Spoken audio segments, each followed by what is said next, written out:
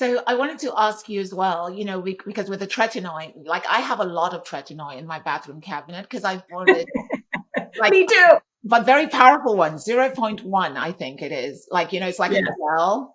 And I Oh, used you have the gel. Yeah, it looks like a gel, and I still have like 5 packs left, and I haven't used it in a while because originally I was using it for hyperpigmentation. So I put it on Yeah. scars, and they peel, and I'll try and get them clear. But now you've talked about the hands. I think every night before I go to bed, I'm just going to put some moisturizer on, let it dry, and then put the tretinoin over. So that Mhm. that was a good idea because, or maybe I might. I mean, I don't know. I've tried it on my face before, but I The normally gel is the gel wouldn't be my first choice. So the gel is for acne. Yeah, the gel's for acne prone people that are oil slicks and refuse to put a creamy thing on their face. And the original tretinoin was in a mineral oil base, with parabens actually. And the new tretinoins are not like that, but I prefer the creams. And you can always take, again, just do the math. You take a 0.1% cream and you put one portion of that in your palm, another portion of a bland moisturizer, mix them together, and you have a 0.05.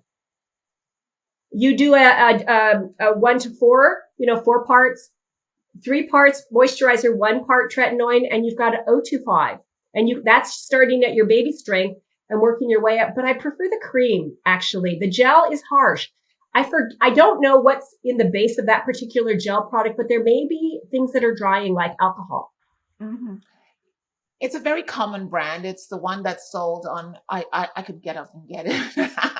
Yeah. But another thing I do, which is I found this little, I wanted to ask you about, is I actually sell these vials online. They're called nitrogen fluids, and they're little hyaluronic acid vials that are sealed. And what you do is you break them open because they're sealed, so you don't get any bacteria in them.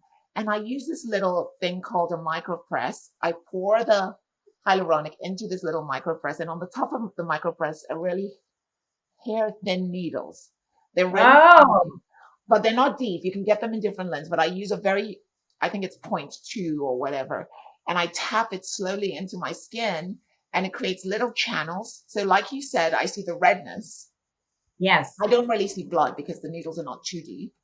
So I press it into my skin, but I see the redness, and it allows the hyaluronic acid to go Yes, deeper into the it layers. does. And I do this about every 3 days. And Yes. I noticed the difference. And, if I Mhm. did for a month, I noticed a dramatic difference in my Yes. skin, and it's just glowing. Even when I wake up in the morning, the skin's just like shining. And And so, it's a controlled injury. So yeah. actually, you may even be stimulating some what we call reparative response, just like microdermabrasion or the dermaneedling and stuff like that. I mean, you're creating some, in dermatology, we create purposeful wounds.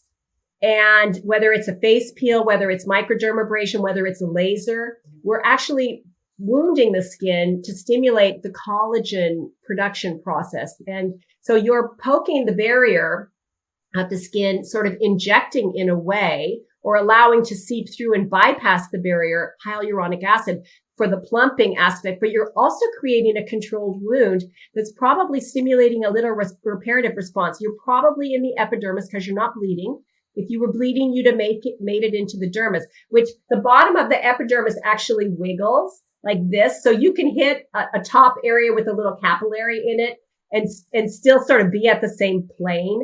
But it sounds like you would have droplets of blood if you were hitting the dermis. Yeah. So it sounds like just make sure it's clean. Just make sure it's Yeah. clean. The little vials come in, they're sealed. So you open one and you open a new thing and you pour the liquid in and then you seal it and then you tap it all over your skin. And it's like, Good. And the little poke thing is also sealed and opened because yes, that's important because yeah, you it's really all don't want concealed. to, Yeah. yeah, you don't want to bypass your protective barriers with Mhm. something that's not clean Yeah. because that could give you an infection and or you might need a tetanus shot.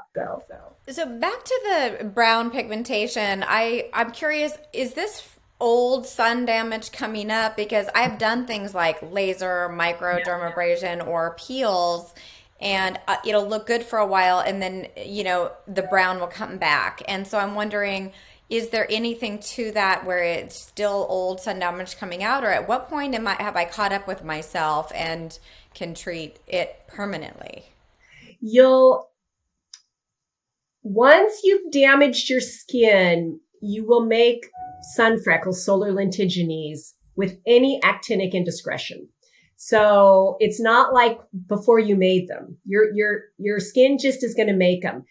If your sun protection and your skincare routine is really good, then you won't make them. And it's how you can tell. So it becomes a barometer for you to use to tell if your skincare routine is suppressing melanin production enough. And you want to hit that from many different angles. You want to use hydroquinone if periodically, not always.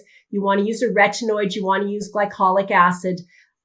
You can use vitamin C. You can use niacinamide, things that turn down pigment. There are also botanicals, arbutin, kojic acid, etc. So if pigment's a really big issue, you want to try to turn your pigment production down, but also your sun protection needs to be 100% perfect. And that's actually really hard. And it also involves with hyperpigmentation and melasma, for hyperpigmentation from solar lentigines and from melasma, you have to block visible light. And that's not, your SPF doesn't tell you if visible light is blocked. You need to know that you're using something with 3.2% or more iron oxide. See, I'm such a dork. I even know the percent. So I know I'm just a dork. I'm like, and I have to say, it's not common to be such a goofball about the science and the specifics. But so you want 3.2% or higher iron oxide in your, on your skin every day. And even if a product says that it has iron oxide, you don't know what the percentage is unless they wrote it on the bottle or somebody like me knows. So, your sunscreen might have it. Mineral makeup is often, high iron oxide, and powdered sunscreen. So I have a powdered sunscreen that's a great topper, and it's also a good refresher for, say you're out at a cafe having a beautiful life.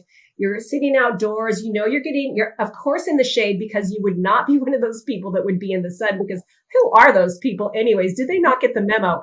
So you're of course in your deep shade, but those rays are bouncing off and they're still getting you. I have these little UV detector beads that go on a key ring. I sell it for like, I don't know, $3 or something.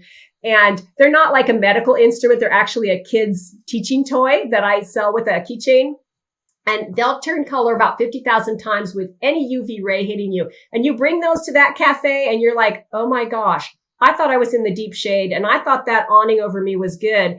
But no, look, the beads are pastel colors.